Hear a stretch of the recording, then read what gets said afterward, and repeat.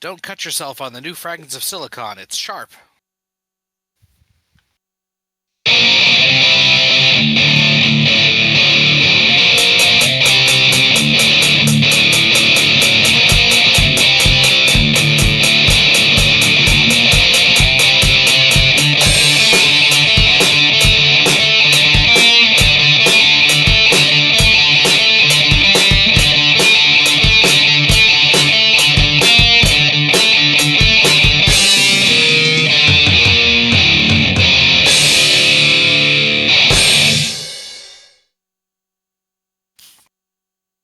All right, welcome to the season premiere of season 22 of Fragments of Silicon. Yep, 22 seasons. I'm not even sure what to say to that. That's 11 years, children. My goodness. Yes, because unlike MSP, this program has been broadcasting, outside of the breaks continuously for over a decade. Whereas MSP had that good half-decade break there due to reasons. Anyway, I'm your host, Adam. Joining me, as always, are Petty and Galax. Right, let us get to the news. Let's see how everyone did on their break. Petty, why don't you start us off? If I ever say I want to be a plumber, just know it's a cry for help. Good lord. I had about 4 different plumbing projects occur over the break, and it sucked. We had no doubt. We had a drain trap break apart that needed to be fixed. We had the supply line coming out of the water heater that split. We had 2 different plumbing breaks in the garage. So yeah, no, that was not fun. 0 out of 10. And unlike a real plumber, you didn't get paid handsomely for it. Nope. Oh yeah, and then also today I had to do some toilet unclogging. Yeah, no, I'm never going to be a plumber. No going down warp pipes for you. Yeah. As far as just general life things, a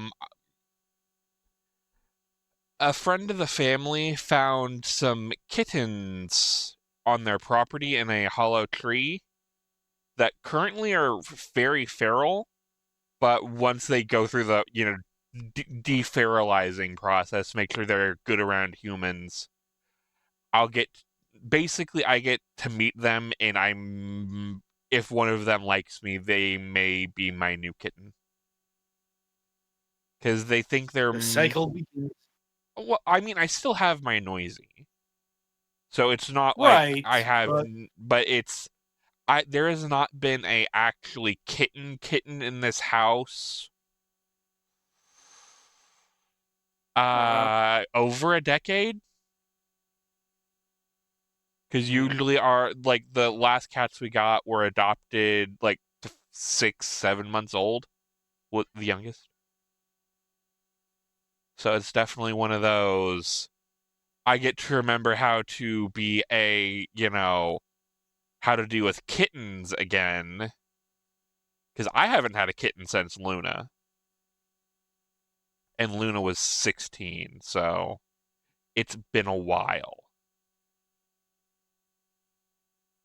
As far as just other general goings on, due to the heat we've been having here, I have a Raspberry Pi computer that, on a lark, I decided to look up, hey, wait a second, can I use this for Steam Remote Play? Guess what I've been doing in the coolness of the other room? I've been remote playing from my desktop into the nice air-conditioned room. I mean, yeah, there's some drop frames because it's currently over Wi-Fi, but I'm not roasting at my desk. As far as gaming goes, I ended up sending back the Fate Samurai Remnant. I was just getting tired of it. Like, occasionally the Warriors formula can work, but like the visual novel portion of it was just getting boring. So I sent that back, and I'm now renting Bleach Rebirth of Souls. And yeah, I'm going to be honest, I wish we had a version of Bleach without the filler, because it's actually, a pretty decent story. The problem with Bleach is it's like a third filler. Well, no, there are many Isn't that the manga problems. would have no filler? Yeah, the manga doesn't have filler.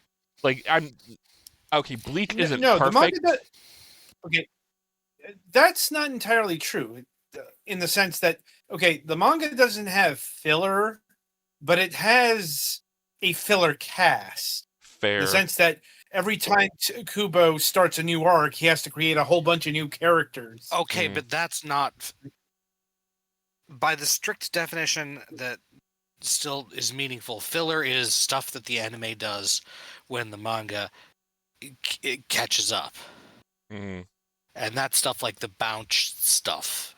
And Yeah. whenever Kon has a day off, or that whole arc with that fucking noble girl or whatever. or in Inuyasha, for example, The whenever a entire character of the day Clone comes Saga. back, that's filler because Takahashi doesn't do that. But yeah. So yeah, I've been enjoying playing through that. Haven't had a chance to go to the card shop as much as I'd like. I unfortunately was not able to get any of the new Digimon set. I may see about procuring singles later if any of the prices start dropping. But since the next set has one of my favorite Digimon, Lunamon, in it, I'm probably going to see if I can get a couple boxes of that. So that's going to be fun. In, I guess, like the streaming stuff, we have completed, beaten Digimon World 3. We're not doing the post game because that would involve me switching to Digimon World 2003 and playing the entire game again, and I'm not a masochist. So yeah, we beat the main story. It's fine. Go find someone else if you want to see the post game. There's not much to it. And next time we have a chance to start streaming, we have decided we're going to be playing Digimon World Dusk. And it's a ROM patched version, which they've increased experience gain, lowered random encounters, just like a whole bunch of quality of life stuff. Just so it's Makes it less grindy because the base game is very grindy. Yeah. I think my save on my 3DS has 200 hours in it because there was just so much grinding. So hopefully we don't have 200 hours in this one. And yeah, I think that's it from me. Well, that means the torch is passed over to Golix. Let's see. I had a decent amount of stuff happen over the break. I picked up a Switch 2 because I figured, well, I was there picking up the amiibos that I had pre-ordered, even though I hadn't pre-ordered a Switch 2 itself. And they just had some, and I didn't figure that Mario... They didn't have any of the bundles, but I figured that Mario Kart wasn't going to be one of my highest priorities anyway. So I ended up just getting that because who knows what the availability is going to be later, or if the price is going to go up or whatever. Mm-hmm.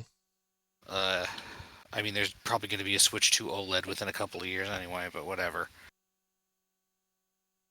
So I don't actually have any new of the games for that, although I did pre-order the Donkey Kong game. Well, and some of your Switch 1 games should update yes, for free. I do have the updated editions of Breath of the Wild and Tears of the Kingdom in the Kirby game. Mm. I think it was Forgotten Land that added a new thing.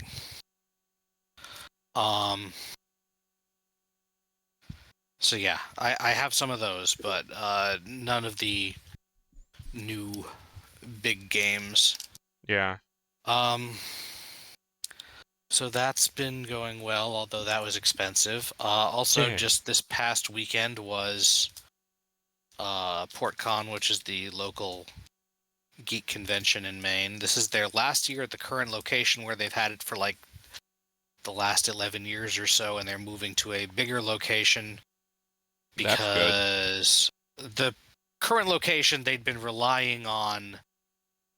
It's a hotel near the main mall, and they'd been relying on renting space in the mall in addition to the hotel, and the mall I think didn't want to do that anymore for some reason. Mm. So yeah, I actually went all 4 days, although I didn't stay over.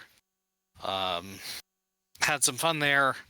There was a group doing Pokemon Go, and I was able to do a good amount of progress during Go Fest because it was the same weekend I got my Zacian and Zamazenta transformed. That was good. And also the Digimon, it's not technically an EX9 pre-release, but it was it was a release event for EX9 because the event was commemoration of the original release of the V-Pets. Mm-hmm. And the EX9 set is based on the original V-Pets mostly. Mm-hmm. And I actually managed to put together a really solid DM deck for a pre-release. It's weird because this is for a sealed event, I should say. Mm-hmm. It's weird because this is a really solid in terms of like almost everything with DM can evolve from itself from other things with DM, Mm-hmm. which means they're referencing the original VPET. So you can actually make a pretty functional deck that way, but I ended up with a couple of good high-end picks, and this is a very high-end light set. Mm-hmm. There are only like 74, 8 70. megas. Yeah. There's like 8 megas in the entire set. Mm-hmm. Something like that, maybe a little. I don't know. Not a lot. Right. So I might have been. I came in came in tied for second because me and the other person I was fighting, Drew. They offered to concede and let me win and go on to fight the person who was actually undefeated. But I didn't want to stay until 10 because it started later than usual, so Right. I didn't do that. But I had a good time. And looking forward to seeing how things go next year. Although next year it's in the middle of downtown Portland, so that'll be interesting. I'll tell you one thing, parking will not be free. Yeah. I might actually stay at the hotel just to get parking. But we'll see. Anyway. And then just now, today, I picked up my box of EX9 that I pre-ordered. I need to remember to send in orders for the next few sets now that we have names of them, actually. Yeah. But yeah, that's what I'm doing right now, and so far I think I've already gotten all of my box hits. I got one of each of the secrets and one alt art. So that's pretty good, I think. Mm-hmm. And that is all I have. Well, that means it's my go. Well, let's see. My break has been filled with watching children, depending on the week. Like this week, it's been filled with children. Like, in fact, you may hear the occasional noise in that direction. Mm. Like, mainly because they are kids, so they will, they will sometimes make sounds, and so on and so forth. Like, been dealing with my own, let's say, plumbing project, although I haven't been handling it personally.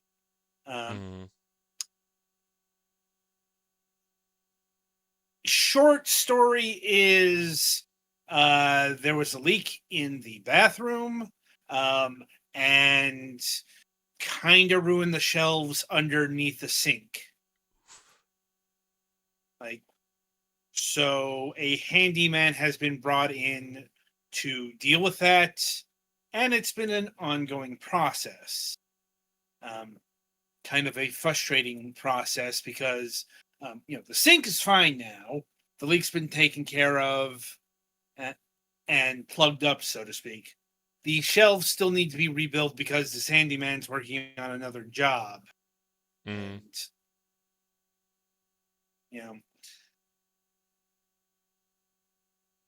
apparently supposed to come back this weekend, but we'll see. In the meantime, I have had to stash a bunch of bathroom items elsewhere, both in order to keep them away from children, but also, they got to be stored somewhere. So that's been frustrating. In terms of gaming, main game that I've been playing the past couple of weeks is the first Octopath Traveler. And I definitely have opinions on this game. Like, the biggest opinion that I can recall that comes up a lot is it sure would be nice if you remembered that the other characters existed outside of their own story, except in battle. I will say that, there is some interaction, but it's been relegated to the team talk. Right. It's like, but most of the NPCs in each story segment act effectively as if there's only one character there. That's not my big problem with the game. My big problem is this game commits one of the biggest cardinal sins I can think of in terms of role-playing games. And that is, it has dynamic leveling. Oh, fine. I do not... Yeah. No, it really isn't. The sarcastic not the fun. worst... Yes. It's not the worst I've ever seen, but it's certainly there. And... What do you mean by dynamic leveling? Like the amount of experience you get depends on what your level is, or? No, the worst kind. The monsters' levels increase with your level. Oh, okay. So you can't out-level them.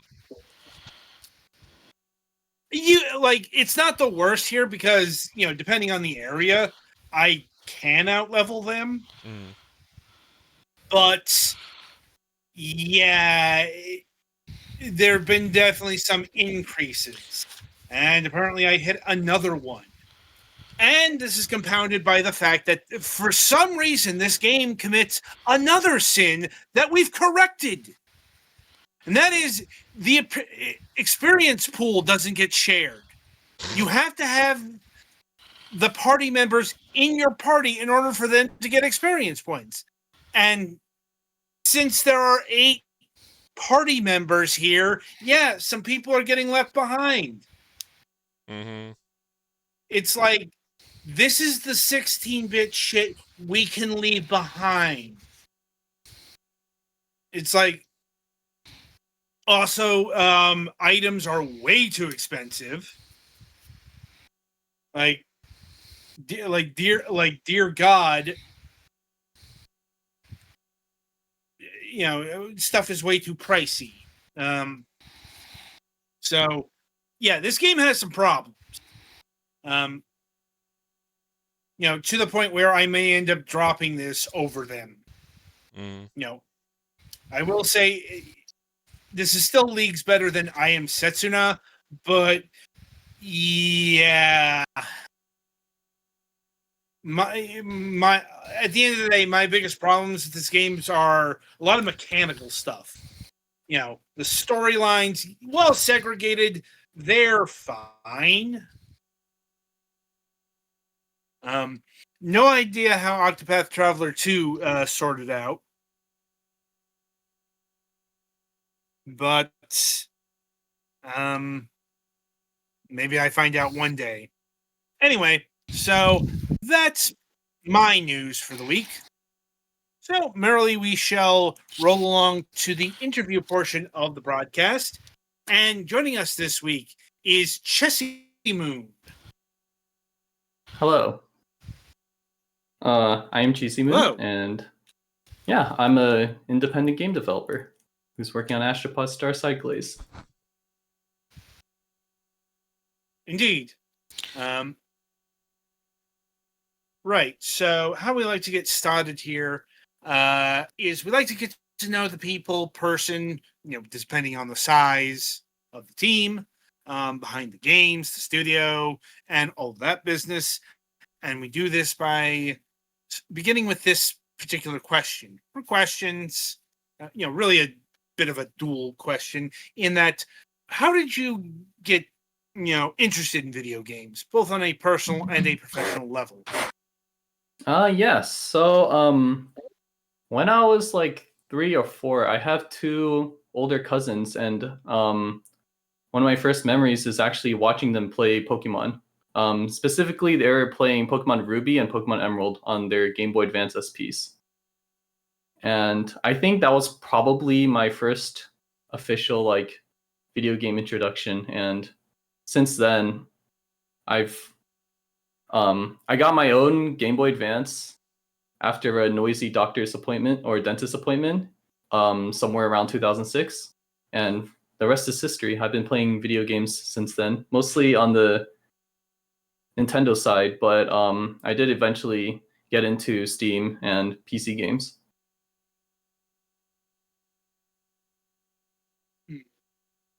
And at what point, did you make the transition, so to speak? Transition between Yeah. game player into game dev? Yes. I have a distinct memory of trying out Game Maker back in 5th grade or 6th grade. I was trying to make my own Meta Knight fan game, but obviously that didn't really, nothing much came of it. That's just a random memory. And then it wasn't until 2016, 2015 that I started thinking about making games, but I didn't really know where to begin. But a thought I had was kind of just, oh well, a game needs to have a character, right? So I'll start making character designs for a game, and then yeah, that's kind of my official introduction to game development. And then from there, I would learn necessary subsequent skills such as engine and coding development, and yeah, I mean that's the bulk of what I learned. Indeed. And I guess that leads us to Astropods here. Mm-hmm. Because as far as I can tell, this is your first, for lack of a better term, professional product. Yes. Or at least commercial product. Mm-hmm. You would be correct. So, that was a cool play, by the way. Anyway, so I suppose we should begin by asking, what is Astropod Starside Glaze? Quite simply, I call it a 2D fighting platformer, but in terms that make a little more sense to most people, it's basically a single-player platform fighter. So you control two friends, and you go through a non-linear platforming adventure to get the Waterfall of Dreams back. It's been missing. Go find out what happened to it. And you go through levels, beat up enemies, beat up a boss, and get their upgrade, and then you can toy around with the upgrade system to better suit your needs. And that's Okay. the gist of the game, I would say. Certainly an interesting perspective. Like, Interesting I in what can't way? think of another game. Sorry. I can't think of another game that that takes the what we now call the platform fighter. For those who might not know that term, think Smash Brothers, or Nickelodeon All-Star Brawlers, and there's a few other examples out there. But you've taken that formula and you've made an actual platformer out of it, as far as I can tell. Yes. I don't know, I was going to say it looks a little Or bit at least- Kirby-ish. Mm-hmm. Yeah, I might be a fan of Yeah, I Kirby. can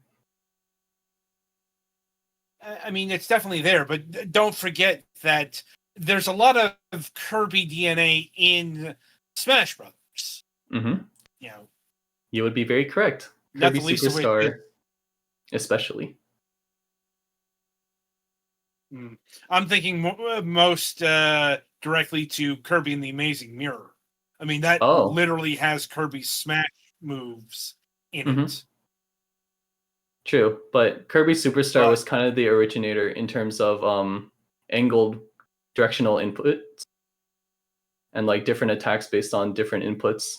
Obviously, Smash greatly expands on it by adding a new attacking button, which is more so like basic attacks like your punches and kicks. And then the special attacks are more reminiscent of Kirby Superstar's ability moves. But yeah, it is very much a Sakurai project. Indeed. So, you know, you can see the lineage and influence and all of that business. Mm-hmm.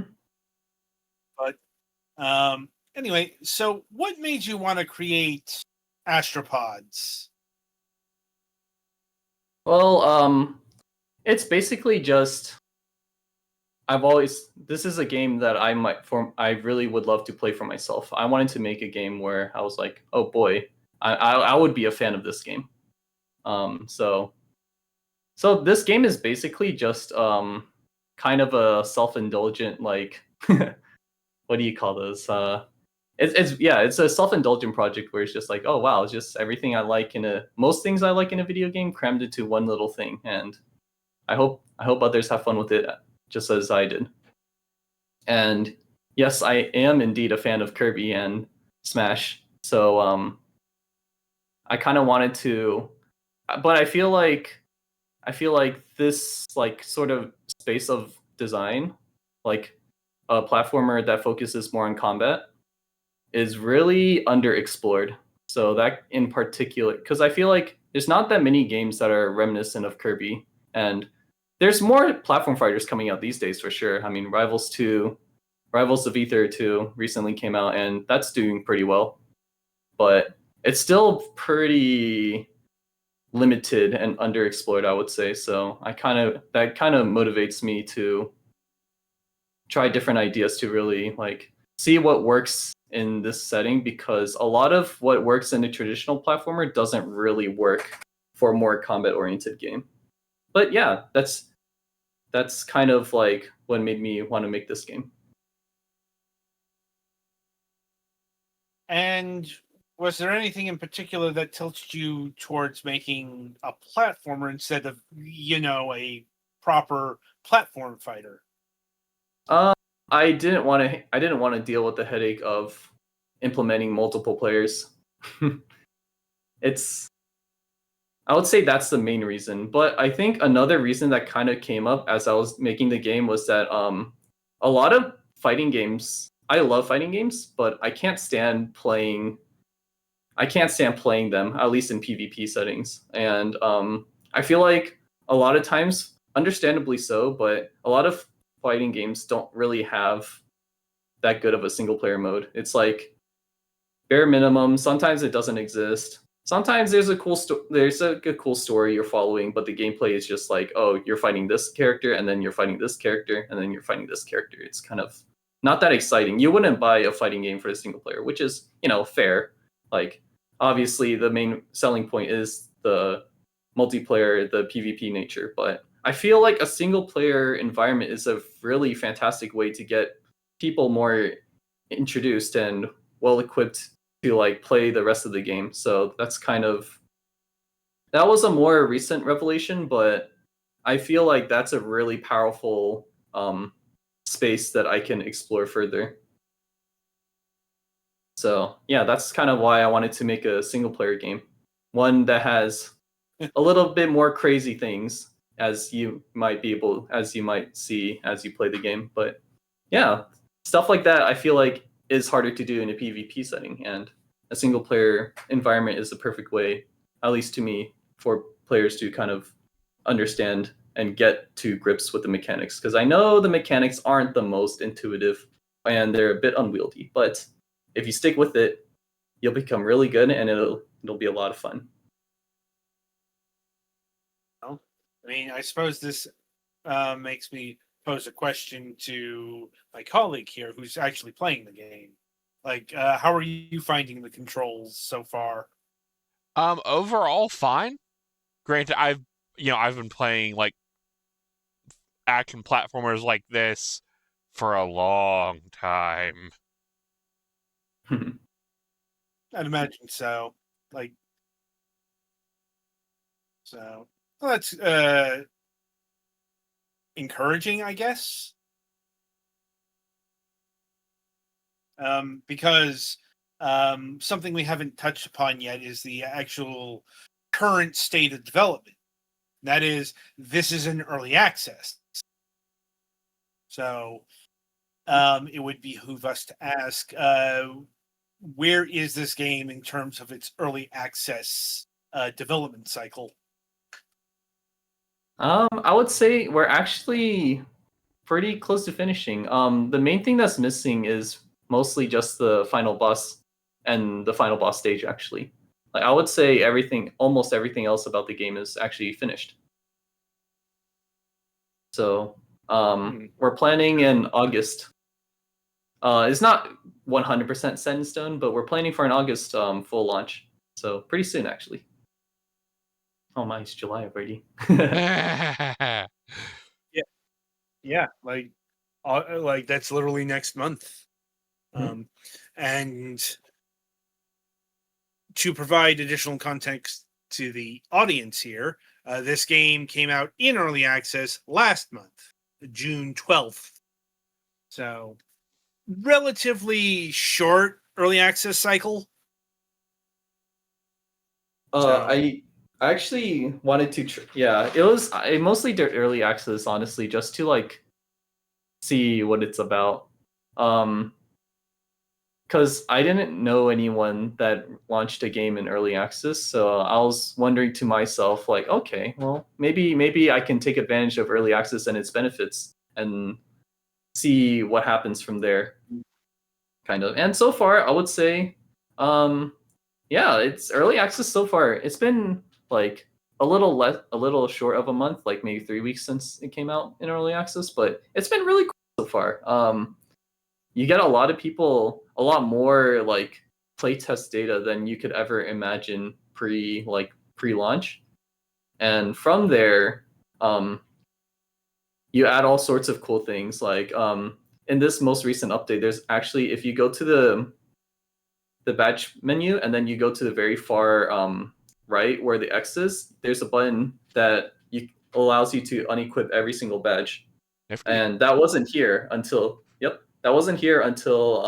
very recently, this very patch.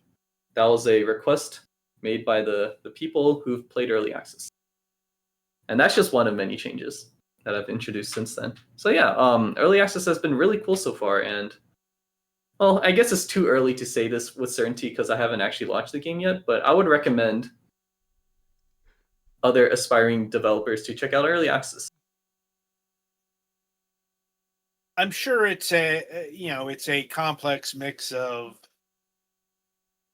market forces and developmental desires. But it's good that early access has been working out for you. Yeah. And it sounds like the community feedback has been positive. Yes. Yeah, because before, I've had people play the game before.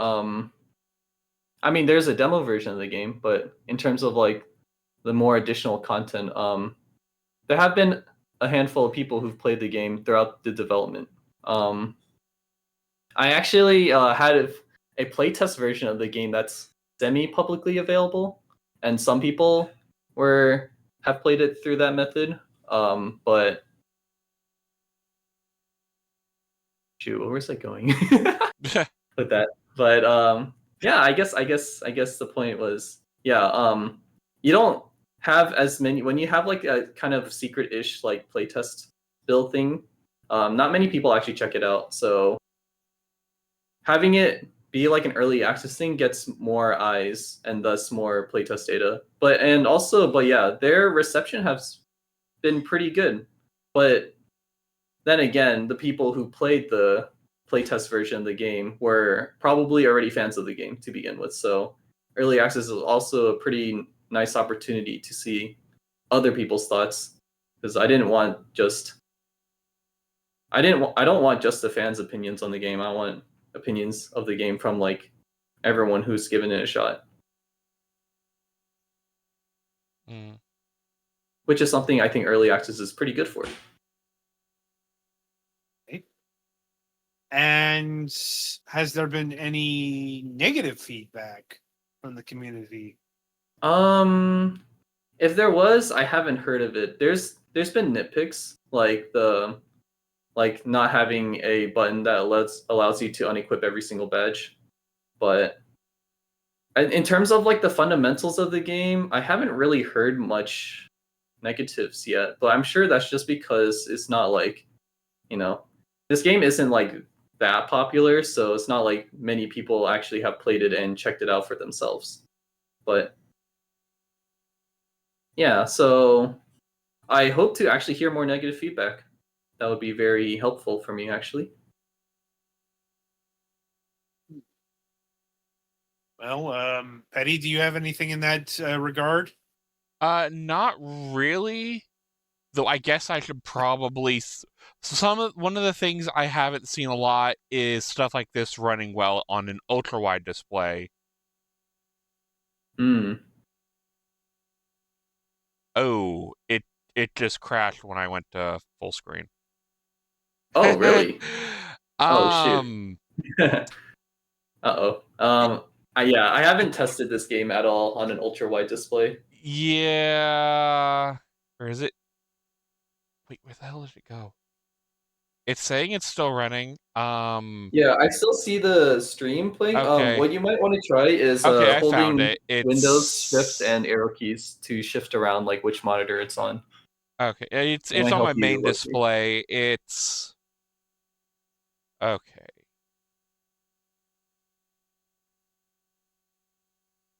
Okay, yeah, it does not like my ultra wide. Yeah, until I have an ultra wide monitor for myself, there's no way I'd be able to like actually test and run stuff like that. So, but this is why we do stuff like this, Because it's very helpful. as things go forward, a lot more people are going to look towards ultra wides, Because I have a secondary monitor, but it's a lot smaller than my ultra wide, gaming monitor.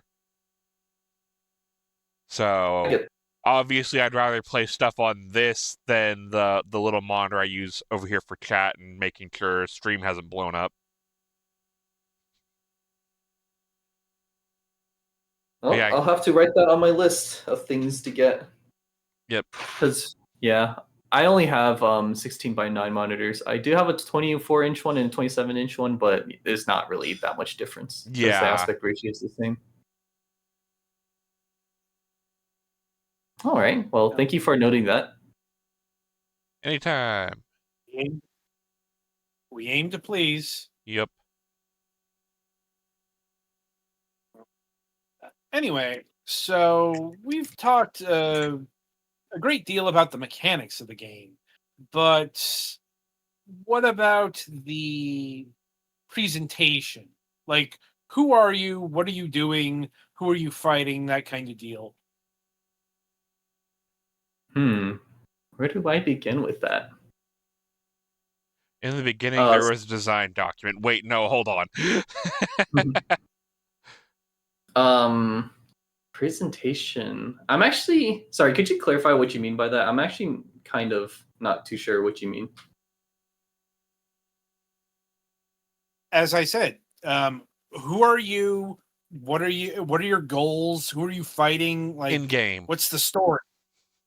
Oh, in game. Okay, I was wondering. I was wondering if it was. Are you talking about me personally or the characters? Okay. Well, Yeah. characters. Yes, Okay, you. Who are you personally fighting? We must know. Fighting the forces known as marketing. Yeah. Okay, so yeah, so if you just play the game casually, or like if you just play by just playing through the stages, you probably won't get any of the info. But if you stop around and see, like, if you try to chat around in the hub world and stuff, you'll find out that you are like you plurally, you are a group of friends, or two friends, I guess I should say, and you're trying to bring back the Waterfall of Dreams, which has mysteriously gone missing, even though it's this really big waterfall that came from outer space. So now you go investigate, and then you They're meet easier someone. to lose than you'd think. Yeah, who would have thought? But yes, and then you meet an NPC in the hub world, and she offers to help you, but her character doesn't seem to be the most pleasant for the characters, but that's up for them to deal with. And yeah, that's basically everything so far about the who you are and why you do.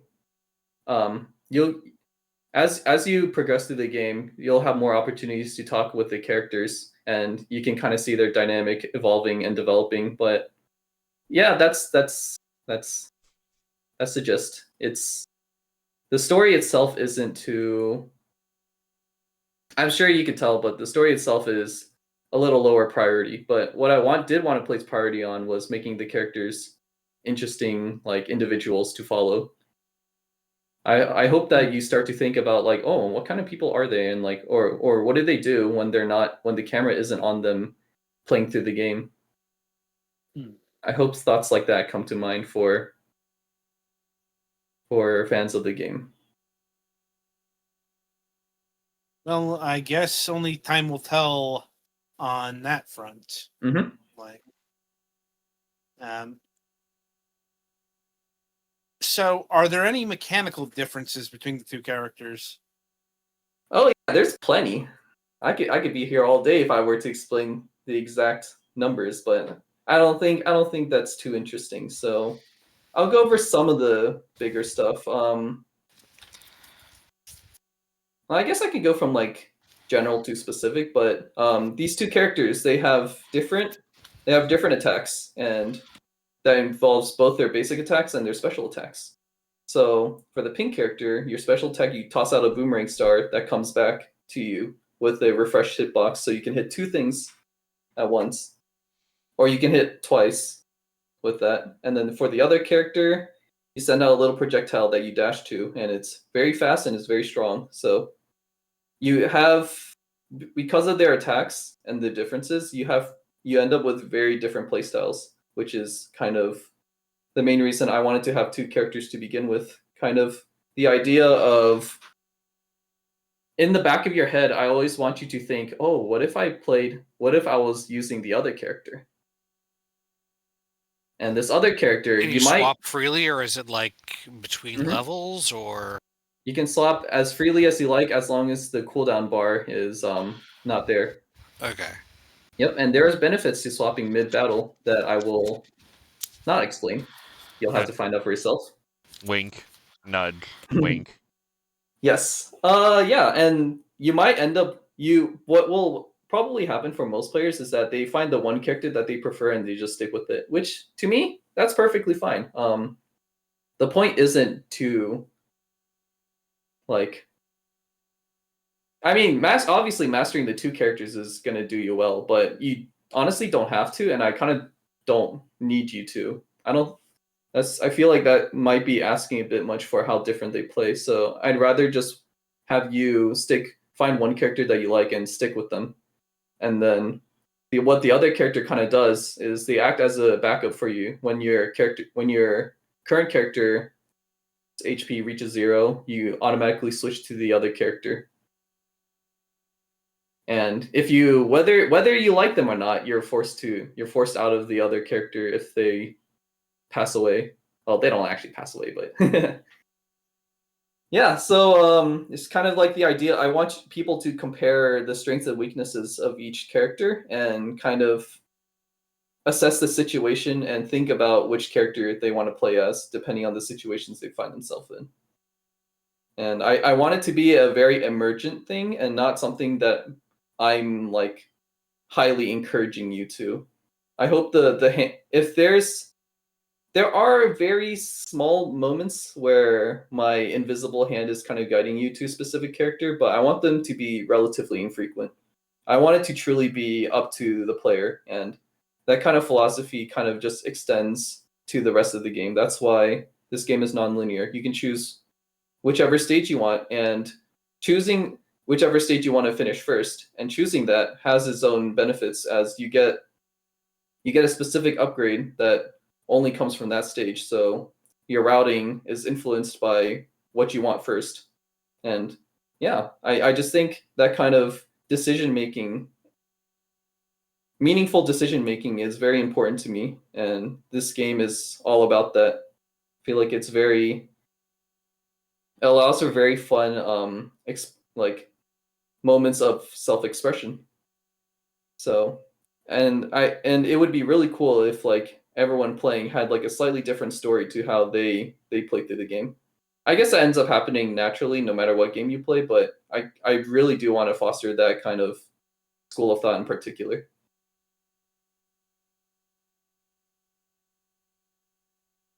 And do you think you've accomplished all that? Say at least with the I'm pretty happy with the balancing between the two characters. At the very least, obviously like it's not perfect and I'm still probably going to make small adjustments here and there throughout development, but generally speaking, I am pretty happy with how decision making feels in this game, and in specific to this conversation, the aspects of which character you are. Okay. Did you ever give any consideration to a secret character or like a unlockable rival, anything of that nature? Ooh, no, I did not. I wanted to keep this game. I wanted to keep this game relatively small in scope, so two characters is honestly low key one too many. So yeah, but the thing is, I don't plan on giving up on this shall we call it formula of this game. I really do have so many different like gameplay ideas for future characters, so I won't stop anytime soon making Astropods games, but for this game specifically, it will just be two characters. Okay. Because yeah, two characters is already a lot of people to handle. Indeed. But I that mean, would be really fun if there was more. like, I guess be glad you're not developing like anything online. No, no. I do not have that kind of scope or capability quite yet, and learning that will take a significant amount of time. And I'd rather spend that time making games. Indeed.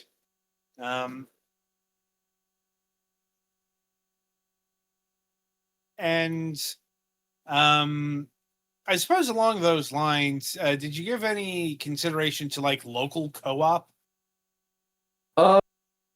Kind of, but also it is a huge pain to. It is a significant new thing. I'd have to learn how to handle multiple inputs. But if anything comes first from like a significant post-launch update, it would be the addition of co-op. Specifically, one person plays as the pink character, whose name is Hemi, by the way, and one person plays as the other character, whose name is Acro. I think that would be a lot of fun, and a lot of people have expressed interest and excitement in that idea, and I am one of them. But yeah, that would just be a significant like scope increase. So that's why I don't What's plan on curious doing about that right when now. you have two distinct characters to play as, but it's a single player game. Mhm. Although making it so you can swap between them at any time helps. Yep. Yeah, initially it had more of a have you played Mega Man X4 before? Yeah, Yes. some. Yeah, initially it was going to be more of a Mega Man X4 format where at the start of the game you'll choose this one character and then you go through the game as them. But I really, really wanted to have them be switchable at any point because I really feel like it adds to the themes of friendship and cooperation. Actually, the PlayStation X games kind of ran the whole gamut on that. They started out with X4, where it's a playthrough. X5, I think you can choose by the stage, but Mhm. it's a more advantageous not to because you only get upgrades for the character you're playing as. Yeah. And then by X7 or X8, you could actually swap freely as long as the other character wasn't dead, I think. Mhm. Yes. I believe it was X7 that introduced that mechanic. So thanks, X7. You did one thing right. But yeah. So honestly, like gameplay wise, it ended up being a huge benefit too. But it was honestly mostly like, even though this game isn't really focused on the narrative, I just really couldn't give up how much of a narrative boon having switchable characters at any point in time would do for this game. So I really locked in and worked on implementing this in the game. A lot of bugs, but it eventually kind of worked out. I will also mention I'm not sure if I mentioned this before, but I am the primary developer of this game. I did everything but the sound, and programming is definitely not one of my greatest skills. So any like systematic like additions takes longer compared to like adding animations. What about the music? Did you handle the music as well? I did not. I wish I could, but that for now has been handled by. I keep telling him to like set up his like online presence and stuff, but we'll get to it when we get to it. But his channel is on YouTube. The composer of the game, and his name is in the credits of the game in the main menu. Bread Bin Bran. I'm not used to saying it because not many situations I find myself in where I need to say that name. But yes, he is responsible for the sound effects and the music, and I love his work. I started working on this game while I was in college, actually, and then a handful of years later, I've been working on this game for the past 5 years. Handful of years later, I met him at our college game dev club, and I was a little concerned at first because I feel like my experience with a lot of composers, especially like around the college skill level, I feel like a lot of them make very boring music, and I feel like that's the last thing you want music to be, is to be boring and like in one ear out the other. I'd rather be filled with like unexcruciating like pain and anger Rather be and bad in an hatred. interesting way. Yeah, exactly. Than for it to be boring. But I've listened to so many like boring no disrespect to the composers, of course. We all start somewhere, but yeah, I really didn't want that for this game because this game is. I think it's anything but boring. You might find it to be too chaotic or too crazy, but I like it. I think that's very emblematic of this game. So yeah, I wanted something that can match that energy, and thankfully he has provided. And yeah, I'm really happy, and I hope that he will eventually, once this game comes out, he will release this game soundtrack on Bandcamp, and I'm very much looking forward to that because the in-game audio is pretty compressed. The YouTube version is less compressed, but it's still more compressed compared to like having like a FLAC or WAV file. I don't know which one he's going to use, but yeah, I'm looking forward to that. He's did really good stuff, and his sound effects. The sound effects, I think the combat sound effects are a huge success. I am really happy with how they turned out. Well, that's good. And yeah, I hope you guys can hear it for yourself in the future. Indeed. Like we don't have the music going on right now because, well, we are in the middle of an interview. Mhm. That would be distracting. Fair enough. Anyway, so I suppose my final question at this point is in regards to pricing. How much does this game cost, and is it going more to the point? Is it going to increase when it gets out of early access? Yes, it will. Right now the price is $7, and that's pretty damn cheap. I tend to pay more for parking these days compared to this game. So that's kind of when I realized that this game might have been a bit too cheap. Yes, the price will absolutely increase to at least $10 when it fully comes out. The final price hasn't been decided yet, but I'm deciding it's going to be between $10 to $15. This game is really short, so I feel like if I made the game too pricey, people are really going to look down on this game. Like, this game is short, and there's a lot of things in place to make it replayable, but I feel like a lot of people don't really like replay games like that, so I kind of... It would be wise to not completely discount those people's opinions. So yeah, anywhere between $10 to $15, I would say, is a good amount. Okay. All right. So I think I've run through my gamut of questions. What about you guys? Is there anything further you wish to ask? I think I'm good.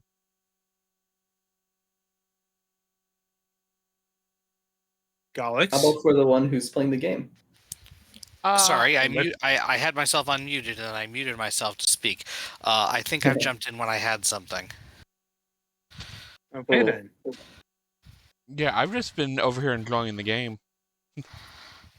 Thank you. Yeah, I think that boss fight, that boss that you just fought, it looked really cool. Again, I think that's probably one of my when we're doing personal games, like genres I've played before, I tend to make it look good. Yeah, awesome. And that's when the developer often gets distracted by the footage. Yeah. It's quite the interesting phenomenon. I mean, in fairness, it's, to me at least, it's a good thing when developer still gets, amused by the footage from their own game, even if somebody else is playing it. Yes, it is endlessly interesting, I will say. Indeed. So, at any rate, I think we are good here. Yay. Yeah. So, indeed, Chessimoon, I want to thank you for joining us today and talking about your game. It's been a very enlightening experience. Likewise, it's an honor to be here, and thank you for inviting me over so that I can just talk about the game. I'm not too fond of socializing in general, but if I get to talk about the game, it's very fun and interesting for me. Indeed. Well, yeah, Right. Thank you for giving me the platform for that. No problem, no problem. Anyway, the game is Astropods Starside Glaze. It is currently out now in early access. at a price of $7 or $6.99. Will be increasing to anywhere from 10 to 15 USD when it releases into 1.0 next month at time of recording. Right then. So, Petty, when you can, play us to the next segment.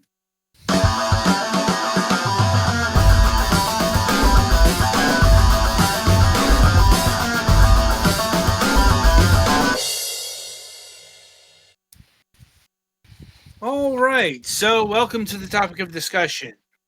So, this week we are embarking upon a anniversary. It's another one of those. In this case, we are in honor of its 25th anniversary. We've certainly talked about this game with, friend of the show, Stephen Kick,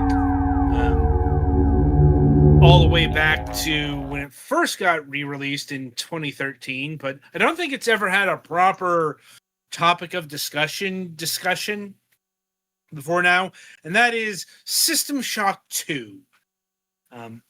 Yes, System Shock 2 came out 25 years ago. How time flies. And there is certainly a lot to say about System Shock 2.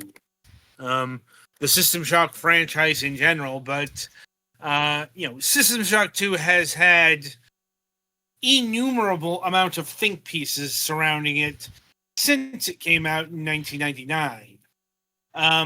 It's like, while the game may not have sold well, it's certainly been awash in critical reception since it came out. In fact, I remember the glowing reviews back in 1999.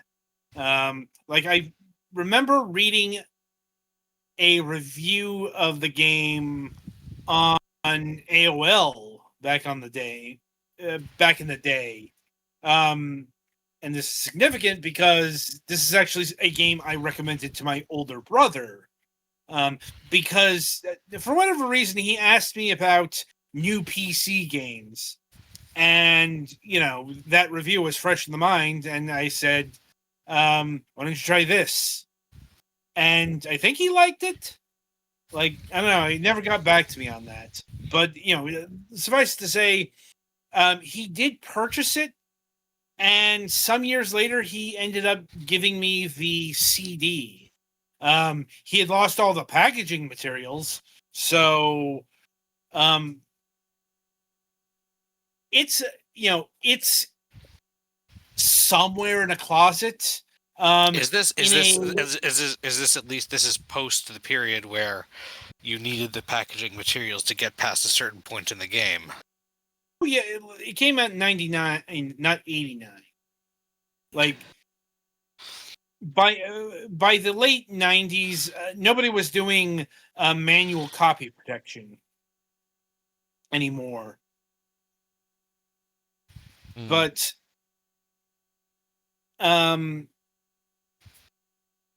what I'm saying here is, I got the original CD somewhere. It's in a Gypsy King's jewel case. Because that's kind of what you did when you didn't have the original jewel case anymore. You stuffed it in something else. Yeah, somewhere I have a CD book of stuff from my 98 era PC. Yeah. Jewel cases break a lot, so yeah. Yes, they do. The only good thing is if you can find a blank one, you can basically make a new jewel case. Yeah. Anyway, so yeah, I didn't end up playing System Shock 2 until the year of 2004. When I was a college student and gaming was a lot more expensive than it currently is. I know people go on and on about the price of AAA gaming, but that's the thing, that's AAA gaming. it's like I haven't paid like not even like tens of dollars for a game in a very long while.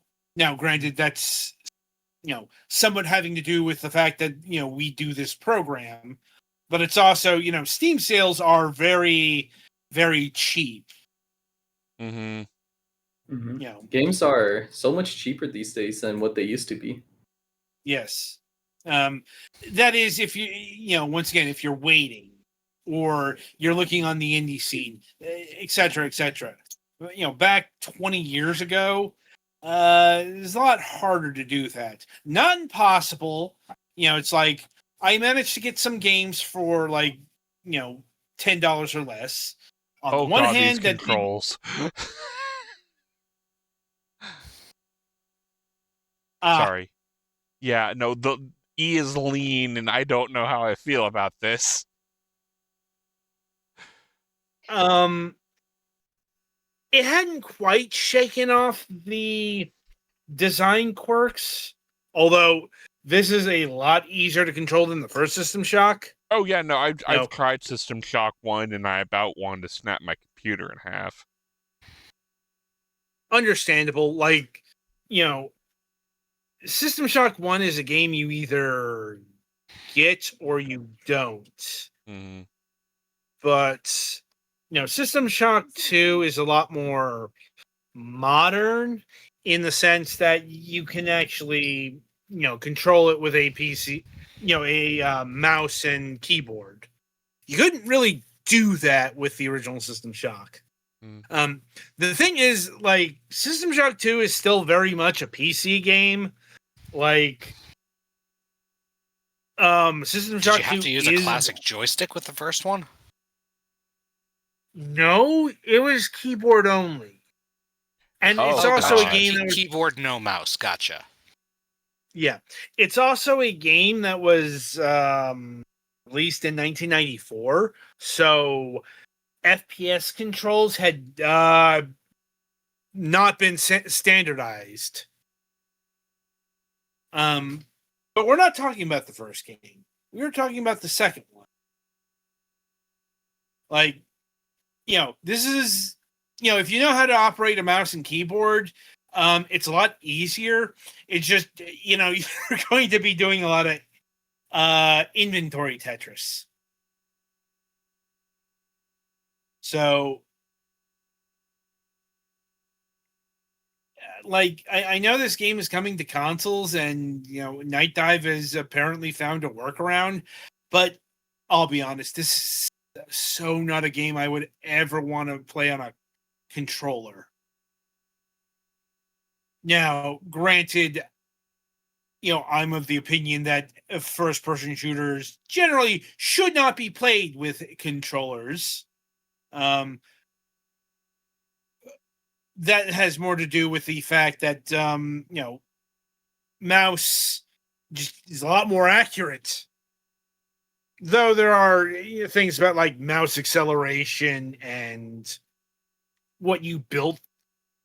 Like the Halo games, I actually played with an Xbox controller because guess what? Those were literally designed around those. This game is about the polar opposite. Like, it is really designed for a mouse and keyboard. And I'm sure Petty can attest to that. Yeah, but I think I'm stuck.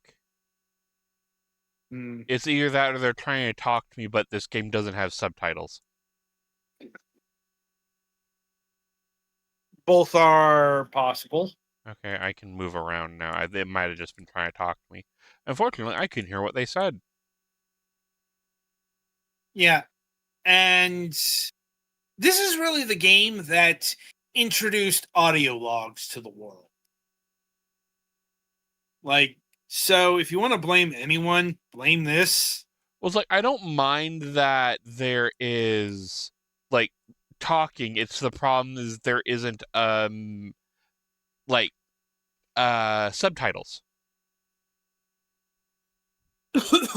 That may be a thing that's been fixed in the new version, the 25th anniversary rendition. Maybe. I don't know, like that is something I could email their PR people. And it's probably one of the things by now somebody has possibly made a patch to put in some sort of subtitles because, it's been 20 years. Right.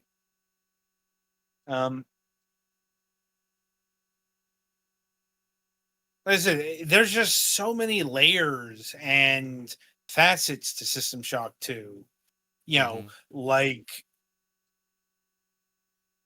it is really hard to cover them in the limits of what we have here during a during a regular season.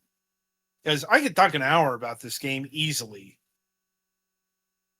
And I suspect I would be had I actually put in for the review for a review code of the 25th anniversary edition. Oh yeah. Yeah. This would have been another one of those where we would have had to drag you out of the review room. Probably kicking and screaming. Well, it's like you would have started complaining around the hour 15 mark. And this has happened. I'd like to see my family. Right. Also, did you forget to put the name of our guest on the header here? No, I usually pop it off after the review is done. Or interview is done. Okay. Oh. I've been doing this long enough. Just making sure. I know. It's like, anyway.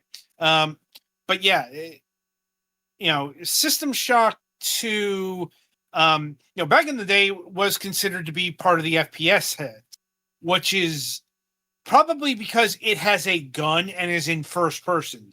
Because, no, this is not a first person shooter. It is a first person game where you shoot, but there's other stuff going on.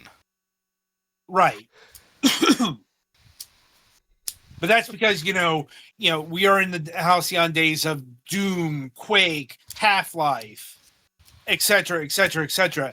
And those were what were lighting the sales chart on fire. So, ergo, everything that is first person must be a first person shooter. And I guess that is strictly correct. But no, this is not a first person shooter in that vein. So this is a Wolfenstein-alike, right? I get stuff thrown at me if you're in the same room. But it does have a contemporary from that era. It's not Doom. It's not Wolfenstein 3D. It's not William Shatner's Tech War. It's Ultima Underworld.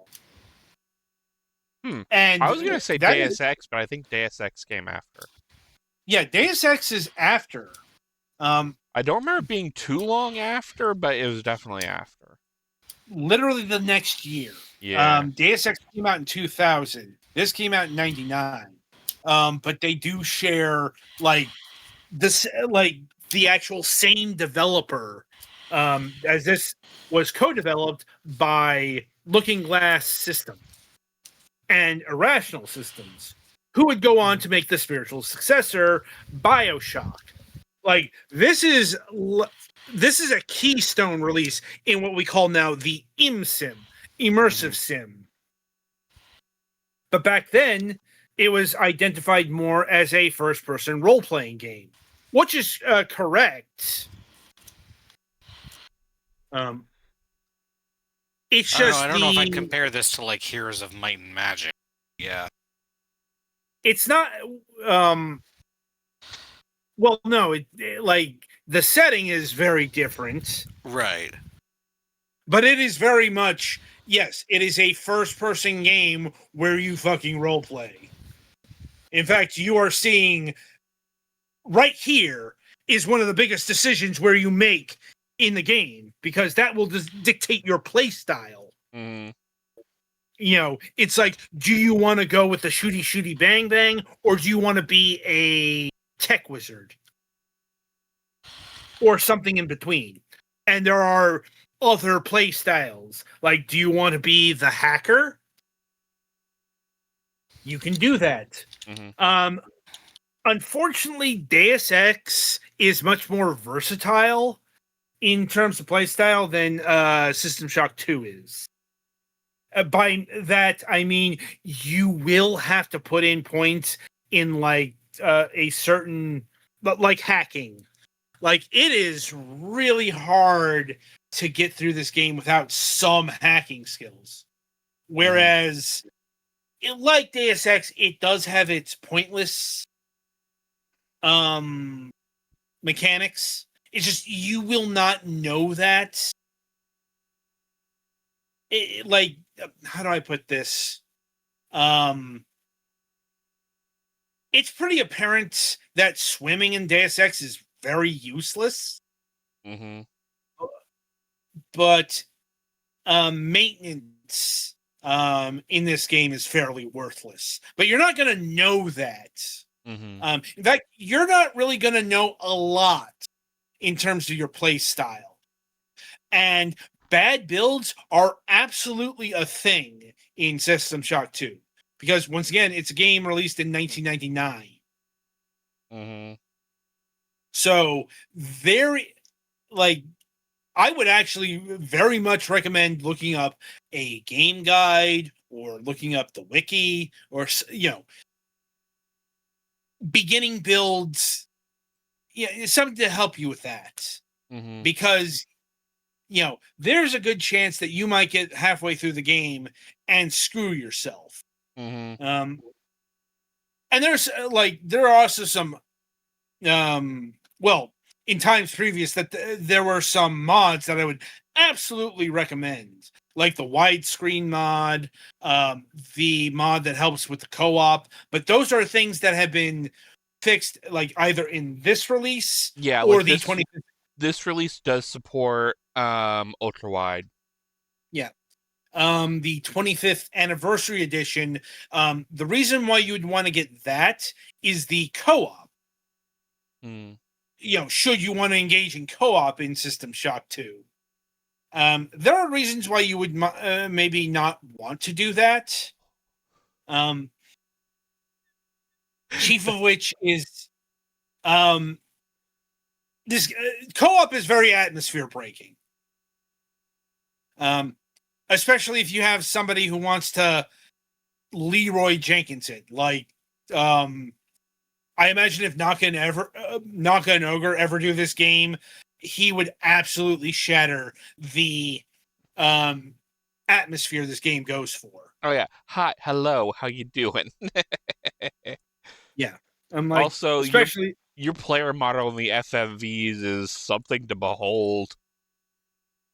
once again, it's a game from '99. I'm aware it's still hilarious. I'd imagine that's another thing that's been tweaked in the latest re-release of this.